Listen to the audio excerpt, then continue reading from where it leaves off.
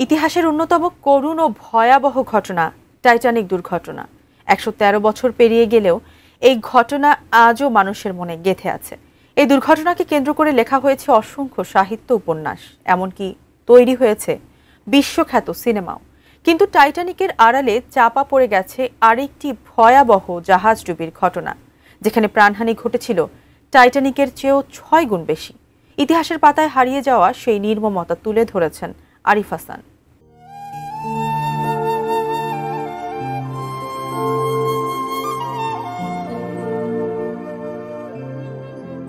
১৯১২ সালে টাইটানিকের ডুবে যাওয়ার ঘটনা বিশ্বের সবচেয়ে আলোচিত নৌ দুর্ঘটনা হিসেবে পরিচিত।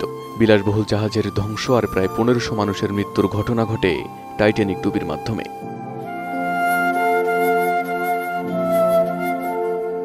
এই ঘটনা নিয়ে হলিউডে নির্মিত হয় সিনেমা, লেখা হয়েছে সাহিত্য, উপন্যাস। কিন্তু ইতিহাসের পাতায় এমন একটি ঘটনা লুকিয়ে আছে যা টাইটানিকের চেয়েও অনেক বেশি প্রাণহানির কারণ হয়েছিল। তবু তা আজও তুলনামূলকভাবে মানুষের কাছে অজানা, অনেকটা ইতিহাস থেকে আড়াল করা হয়েছে। এটি হলো এমভি উইলহেলম গুস্টলফের ট্র্যাজেডি, যা দ্বিতীয় বিশ্বযুদ্ধের শেষ দিনগুলোতে বাল্টিক সাগরে ঘটে যাওয়া বিশ্বের সবচেয়ে ভয়াবহ নৌ দুর্ঘটনা, যেখানে প্রায় ৯,০০০ মানুষের জীবন হারিয়েছিল, যার মধ্যে ৫,০০০ শিশু ছিল। সব মশার বিরুদ্ধে সুরক্ষা দিতে এলো বসুন্ধরা এক্সট্রিম অ্যারোসল, মশার বিরুদ্ধে এক্সট্রিম সুরক্ষা। ১৯৩৭ সালে জার্মানির হামবুর্গের ব্লোম অ্যান্ড ভস শিপইয়ার্ডে নির্মিত হয় উইলহেলম গুস্টলফ। এটি ছিল নাৎসি পার্টির ক্রাফট ডার্স ফ্রয়েড প্রোগ্রামের অংশ, যার উদ্দেশ্য ছিল শ্রমিক শ্রেণীর জন্য সাশ্রয়ী মূল্যে ভ্রমণ ও বিনোদনের সুযোগ দেওয়া।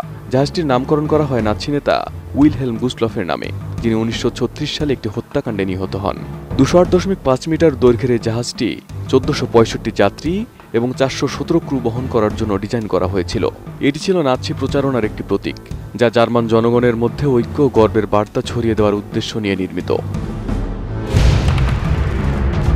কিন্তু দ্বিতীয় বিশ্বযুদ্ধ শুরু হলে এই বিলাসবহুল ক্রুজ জাহাজের ভাগ্য বদলে যায়। ১৯৩৯ সালে জার্মান নৌবাহিনী এটিকে দখল করে এবং প্রথমে হাসপাতাল জাহাজ হিসেবে ব্যবহার করে। পরে এটি সাবমেরিন ক্রুদের জন্য ভাসমান ব্যারাক হিসেবে ব্যবহৃত হয়। ১৯৪৫ সালের শুরুতে দ্বিতীয় বিশ্বযুদ্ধের সমাপ্তি ঘনিয়ে আসছিল। সোভিয়েত বাহিনী পূর্ব এশিয়ার দিকে দ্রুত অগ্রসর হচ্ছিল, আর জার্মানির হাত থেকে পূর্বাঞ্চলীয় অঞ্চলগুলো হারিয়ে যাচ্ছিল। এই পরিস্থিতিতে জার্মানি অপারেশন হানিবল নামে একটি বিশাল জনসংখ্যা সরিয়ে নেওয়ার পরিকল্পনা শুরু করে। লক্ষ্য ছিল পূর্ব প্রাশিয়া, পোল্যান্ড ও অন্যান্য অঞ্চল থেকে শরণার্থী, সৈনিক ও বেসামরিক নাগরিকদের জাহাজে করে জার্মানির পশ্চিমাঞ্চলে নিয়ে যাওয়া। এই পরিকল্পনার অংশ হিসেবে ১৯৪৫ সালের ৩০ জানুয়ারি উইলহেলম গুস্টলফ পোল্যান্ডের গার্ডিনিয়া থেকে প্রায় ১০,০০০ থেকে ১০,৫০০ শরণার্থী, সৈনিক এবং ক্রু নিয়ে জার্মানির কিয়েলের উদ্দেশ্যে রওনা দেয়। বাল্টিক সাগরে যাত্রার সময় সোভিয়েত সাবমেরিন S-13 জাহাজটির উপরে ৩টি টর্পেডো নিক্ষেপ করে, যার কমান্ডার ছিল আলেকজান্ডার মারিনেস্কো। ৩টি টর্পেডোই জাহাজটির গুরুত্বপূর্ণ অংশে আঘাত হানে, যার ফলে এটি দ্রুত ডুবে যায়।